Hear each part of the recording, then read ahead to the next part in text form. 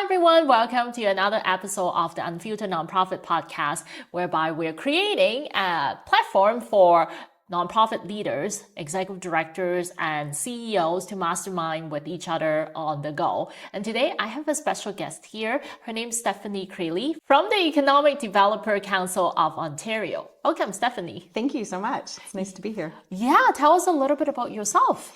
Yeah, so I grew up in a small rural town in Grey County, just south of Owen Sound. Yeah. I went away to school and took tourism and thought that I would travel. Yeah. And then, of course, life changes and gives you a new path and it kind of brought me to where I am today. Yeah, so I am looking at what you do, and you became the biggest thing that stand out is that you have a wide range of experience. And ultimately, all these experience brought you to Economic Developer of Ontario, Council of Ontario, and ultimately it made you become the executive director in 1 year. Yes. That's crazy. From project coordinator to executive director. Tell us a little bit about that. Yeah, it was, I've often said that my career is serendipity. Everything's kind of happened when it's supposed to. Following the pandemic, I was looking for a position that was remote work. I found that I thrived in that environment throughout the pandemic. And came upon the project coordinator position for EDCO. Yeah. Applied, started, loved it. It checked all of the boxes of all the things I love to do at work. And then, 10 short months later, my executive director resigned and found a new position, which left this opening. And I was fortunate enough to get the position, but I also had the experience of, 20 years of my career that kind of led me to that place, and being in the right place at the right time really worked well to have that experience. So, the position was open, the previous executive director resigned, and so now the board of directors are basically scrambling to hire someone, right? Well, and it's a small organization. There's only 2 staff. Oh, okay. So I was the last man standing at the time. Oh, I see. So they don't have a choice but put everything onto you, basically. Yeah. So I became the acting CEO while they did a recruitment. Yeah. And I was interested in moving up to the next level in my career. So it worked out very well. I applied for the position and then, I think they decided to forgo interviews because they had a very qualified person in the position that could walk in, and I'd been doing the position for about 3 months at that point. Oh, wow. Yeah. So you mentioned it already. You had years of experience accumulated, but what brought you to that decision to raise your hand up and say, hey, I'm also interested, look at me? So what caused you to take that step? Well, I think first it was a really supportive board of directors that were in place at the time, who encouraged me, as well as my predecessor encouraged me. She'd felt that I'd be a great successor for her. And the opportunity presented itself. So, being in the right place at the right time, I think really helps a lot. I knew my education, my background and experience would lend itself for the position. Yeah. And it made sense for me at that time, in my career. Yeah. So, there's quite a bit of difference between like being a program coordinator versus being like executive director. And now you have number of bosses all of a sudden, and these bosses change every few years as a minimum, if not every year, right? Yes. So how's that transition for you? The transition has actually been very good. We had a lot of work to do. We had bylaws to bring up to date. We had policies to put in place, and also had to hire staff and replace myself. Yeah, you are the whole organization essentially, right? Yeah. So we took some time to really plan out together, the board and myself, plan out what we wanted the organization to look like, how we wanted it to move forward, while also continuing with the services for our membership that they were expecting to receive. And then we took the time to kind of put all of the fundamentals in place. And now I'm at a point where, in my experience, I've never been in a leadership role like an executive director. So now I'm at the point where it's time to lean into professional development for myself to help me move further into the position. Oh, cool. That's why we're here, where Yes. we are with the CSAE Summer Conference. Yes. Yeah, that's awesome. How have you found the conference so Oh, far? the conference has been fantastic. This is my first conference that I've attended. It worked out that it was in my backyard, so it made it easy to come. Yeah. And what a great experience. The connections, the networking with other executive directors and people in the industry, but also the professional development, the learning in each of the sessions. It's been great. Awesome. So in your 3.5 years being the executive director, what's the most challenging part of your job? I think it's the executive director items, the administration, the things. Administration.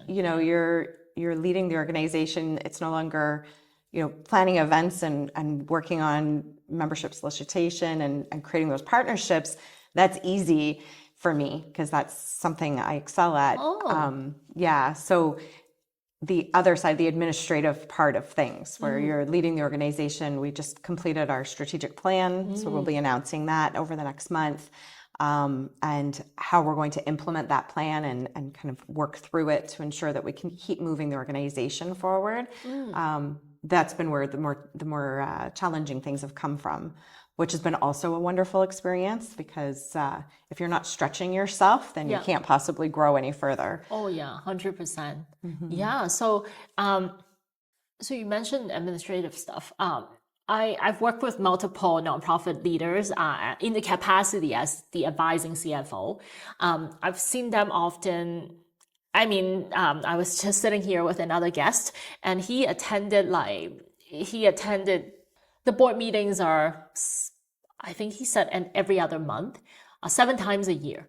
And then plus other committee meetings and all that. And that's like another 10 of those, 7 plus 10, 17 meetings, just without even starting the year. That's already planned in the schedule. Like, how do you handle all that, like reporting duty and then manage the board as well?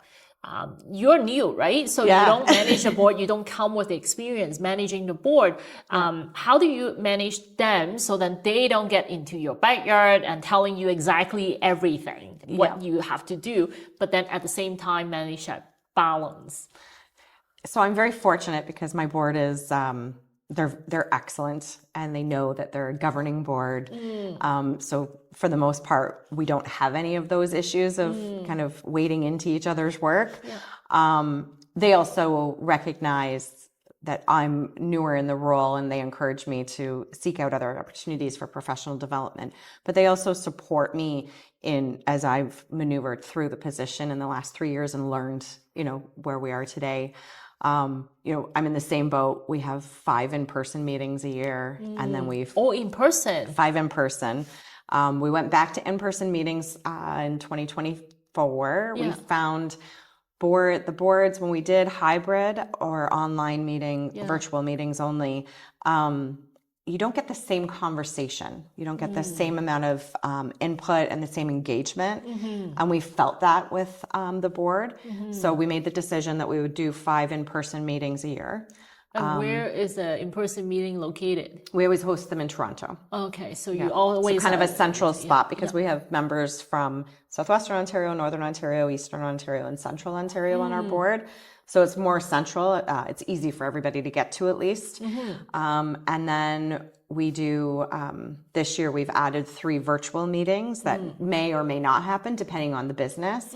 And that's from key learning skills. Last year we didn't, and we had a bit of a gap and where we needed to, we wanted to, mend that gap. So we've been kind of learning as we go and addressing things as we need to, making changes where we want to.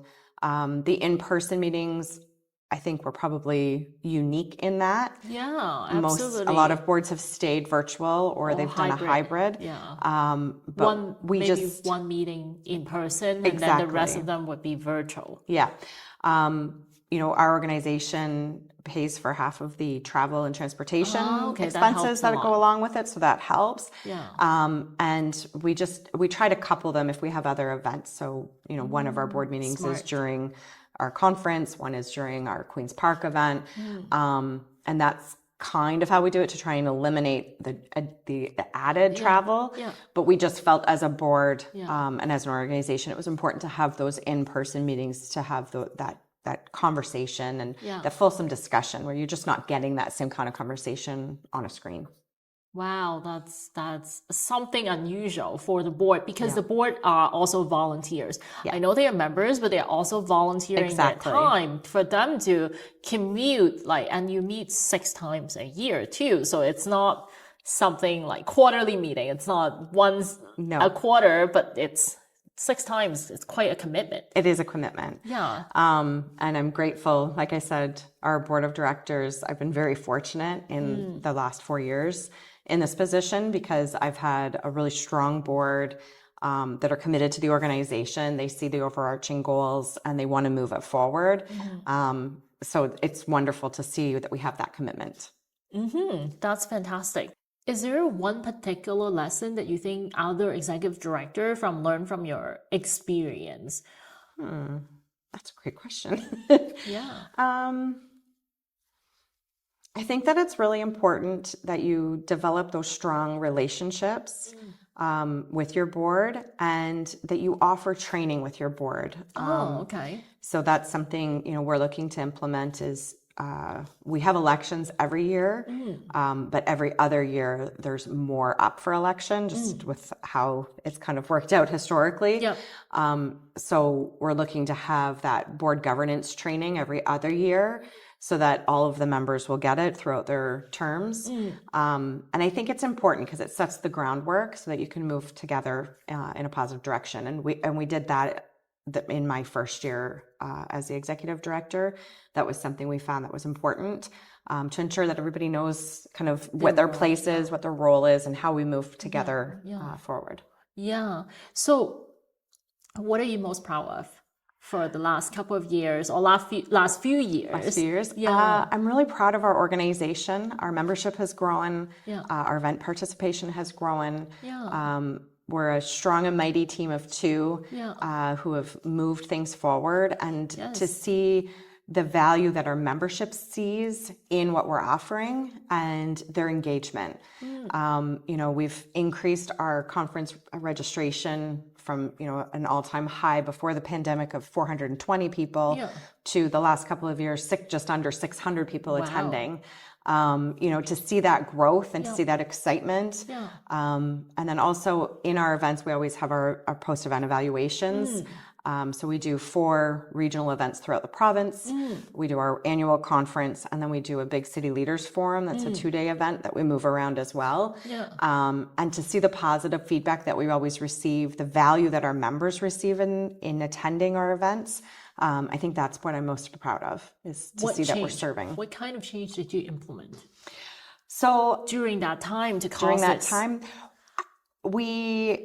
all of our regional events, we co-host we do an application process, and then the municipality is usually the event host. We work together on establishing the agendas, but we allow the communities to lead that because they know what their region is looking for. So the local members get the to local choose. Members. Yeah. So they develop the sessions and they know what their area are looking for. And that partnership and collaboration really suits well. We do 4 events across the province. So we hit the 4 corners. We go north, we go east, we go south, and we do central. And I think that's important because we wanted to make sure that those regional events were accessible to all of our members. Our annual conference is held in Toronto, downtown Toronto, every year. That's expensive and it's a commitment because you're out of the office for three days. You have your travel there, your travel back, depending on when you're coming from. And then of course the hotel costs in downtown Toronto are expensive, even if we do have a good rate. So it's a commitment, and not every municipality or every membership has that ability to put that kind of money forward in that professional development, which was why we started the regional events, was to bring them out into the communities, make them accessible, make them financially accessible, but also local.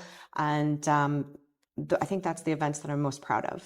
Do you guys make money off hosting events? We make most of our profit comes off of the conference to help fund our operations. Each of our regional events, they're closer to a break even. There's a small profit off of each, but they're closer to break even. Our rationale behind our regional events is to make them accessible. So we don't want, I mean, we could jack the prices up and make more money, but we certainly don't want to do that because we feel it's important to be able to have that engagement. The membership let us know that when they attend our annual conference, we always ask, like, why are you attending? Is it for education or is it for networking? And it is always 50-50 with a little bit more on the networking side. Making those relationships is critically important to that industry. So being able to host those events in their backyard, I think that's one of the most important things to do, because it allows them to build their own networks in their regions and not have to have the expense of coming to Toronto for a conference. Now, you mentioned that you have a team of 2 and it's small, and it's not easy, because just because you have a team of 2, you still have, I was on your website and it says that you have 2,500 members. Am I right? 1,500 1,500, sorry. Yes. 1,500. Yes, I mean, 1,500 and 2,500 is still a lot of people, in my opinion. So you have that many members to service and deliver the service to, the member value. Like, with a team of 2, how do you structure you and the other team member? How do you manage all that, including all the administrative tasks, right? Yes. So, it's a lot of divide and conquer. My marketing project coordinator and myself, I'm grateful to her because she is, my right hand. Could not do this without her support and her expertise. And we basically divide up our events and our programs and each take a piece. So we facilitate those. And then, of course, she does more of the membership communication and I look after the administration tasks. It's busy. We also have a board of directors, so they're instrumental in looking after governance and supporting, in our advocacy, creating the documents. And we have some working committees that helps that a lot too. Really take the pressure off of us. So the volunteers help a lot. Very much so. Wow, that's awesome. So how do you manage all these volunteers? Do you just pick up the phone and maintain that relationship? Yes. So our membership is very engaged and they want to be part of the community. So each year we have an application period where they can apply for whichever committees they're interested in. And we have 4 committees. So we have a conference committee, our Bright Ideas competition committee, our DEI committee, and our professional development committee. And each committee will have a maximum of 16 members. Wow, 16. And we don't have any problem filling the majority of those roles. Wow. And then they're all very engaged and active. So we meet on anywhere from quarterly to monthly basis, depending on the committee and the work that they're doing. And, our conference committee, each member takes a breakout session and plans it, finds the speakers, does the moderating. Wow. So we have a very active membership that are engaged, and they're engaged in the successfulness of our events and of the organization. And it's wonderful to see, because we're, in many, even communities, I used to talk about the STP factor, the same 10 people, because it seems like the same 10 people are on all of the committees doing all of the work. And in this organization, that is vastly different. Every committee has fully their own committee, that there's not usually too many crossover. And we always have people who are interested in attending, in being on more than one committee. We limit them because we want to make sure everybody has an opportunity to be on committees. Wow. So there's no shortage of volunteers, and there's no shortage of engagement in the organization and in what we're working on in our professional development activities or any of our vision, mission, and goals. They're right behind us, pushing it forward. Wow. So you have 4 committees, each has 16 members, and then plus your board of directors. Yes. So 16 times 4. So 64 volunteers plus your board of directors. Which we have 11 voted members, and then we have 6 liaison members. So 17. 17 plus 64 is 81. Yeah. That's just 81 members alone that you are managing, 81 volunteers alone. The amount of communication is crazy. Yeah, it is. Yeah. So, wow, like I think that's the secret sauce for a mighty organization. Or I wouldn't say you guys are mighty. I think the team is mighty. Yeah. It's just that maximizing, that leveraging what you can, amount of volunteers, and have a robust volunteer system or communication system. Yeah. And engage them. And I think some of our programs lend themselves. So our Bright Ideas competition is a year-long competition. You have to pay to participate in it. So the Bright Ideas competition, those members, they develop a team with their colleagues from across the province, and then they work on a problem they will solve or find resolve to that they share. And then the competition, the top 3 teams present at our conference, and then our members vote on who they feel is the best competitor that year. Oh my God, that's such a cool idea. It's a great idea. I wish I could take credit for it. I cannot. But it's a wonderful program because I find anybody who participates in our Bright Ideas competition, they go on to participate in our other programs. So we have a mentorship program. So they'll either become a mentor or a mentee. We usually have 25 to 50 people who participate in that program in a year. Oh, that's also another program that you manage. Yes. Oh my God, like 5 conferences, and then 4 committees, 4 meetings, plus these. Yes. Yeah. Yeah.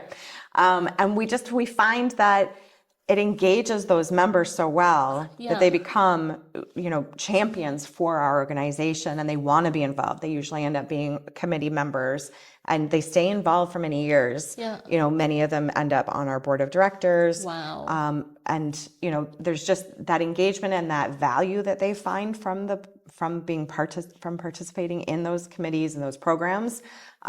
It's really wonderful. So you see this full circle of these people, and the engagement doesn't stop. Yeah. And we have members who have been members for the duration of their career, regardless of where they, if they move on to a new venue, they still become members. We have many retirees who have been members. Our past presidents are very actively involved. Many of them judge our awards on an annual basis. They attend our events still, and are looking to create their own network actually within our organization. Wow, that's such a cool story, from the competition to the engagement and how you get the volunteers to continue the engagement. Yeah. That's a wonderful story. Oh, thanks. Yeah.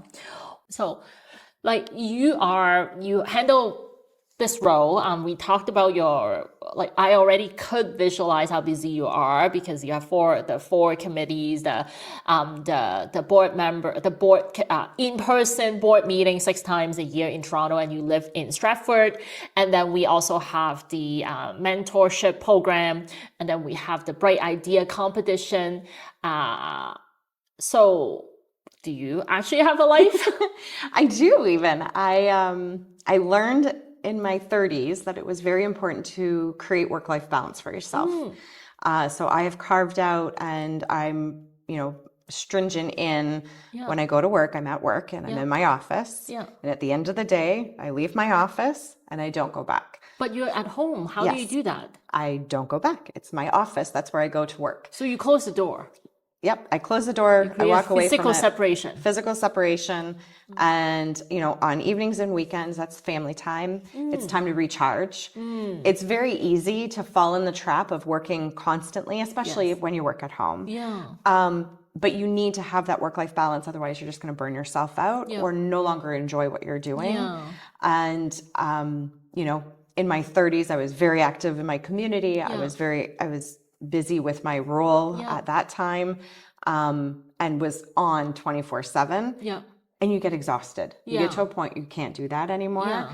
So I very clearly made rules for myself, especially working at home. I do not work in my pajamas. I get up and, do my same morning routine as if I was leaving the house, and my commute is just downstairs to my office. Yep. And then at the end of the day, I close everything up and I leave the office as if I've, got my commute up the stairs. And then I leave it there. I rarely will touch my computer or go into my office on evenings and weekends. Occasionally when we're in a busier time or there's something pressing or there's something I want to work on and I'm feeling creative and wanting to do it, then I'll do it. But I feel that family is first. I mandate that with our staff member is, family first. You never apologize if you have a sick child or you need to look after a parent. That comes first. Because in every job, if you died tomorrow, they are going to replace you. Your family and your friends are going to be the ones that miss you. So I'm very stringent and rule focused on my work-life balance. I have 2 phones, which some people think is crazy, but I can leave my work phone and not have to answer it on an evening or a weekend. Unless I'm expecting something or, there's always rules are made to be broken. Well, good for you, because I also find it challenging. Just because I run businesses, just like leaders in nonprofit organization, you are the one, right? At times. And how do you not think about work, or how do you shut that brain off? And especially sometimes I do work from home. I do have an office and I try to shut that down at the office, but sometimes it's just not possible. Exactly. And sometimes it's not. You can't be hard on yourself about it. You just have to develop what works well for you. And for me, it's shutting it off and walking away and just keeping that division. Like I said, occasionally, if I have something that's on my mind, I'll go and work on it on a weekend or in the evening, or I'll end up working later because, you're on a roll, so you don't want to stop. But it's important for your own mental health and your own well-being, as well as your family life, to have that divide. Awesome. Well, so thank you so much for your time, Stephanie. This has been great. It's great to get to know you a little bit better and your journey to become CEO in 1 year. It's not really 1 year, but it's like 20 years into making, and you just raise your hand at the right time for the right opportunity, and like managing 84, I think we said 84. Somewhere around there. Volunteers, but then there's also the mentorship program that we haven't counted as well. So, well, good for you. And also the work-life balance part. It's also hugely important. Thank you so much for having me. This has been a great experience, and it's been great to learn more about you and listening to your podcast. Thank you. Appreciate it. As we wrap up, I want to share a bit more about what we do at Otis Financial Solutions. For the past 18 years, Otis Financial Solutions has been dedicated to enhancing the financial management and strategic planning capabilities of hundreds of associations and nonprofits across Canada. Our extensive experience has enabled us to deliver tailored financial solutions that drive growth and enhance sustainability for nonprofits and associations. If you are interested in learning more about how Otis Financial Solutions can support your organization, I would love to offer you a no-obligation 20-minute call. Let's discuss your unique challenges and explore how we would be able to help you achieve your goals.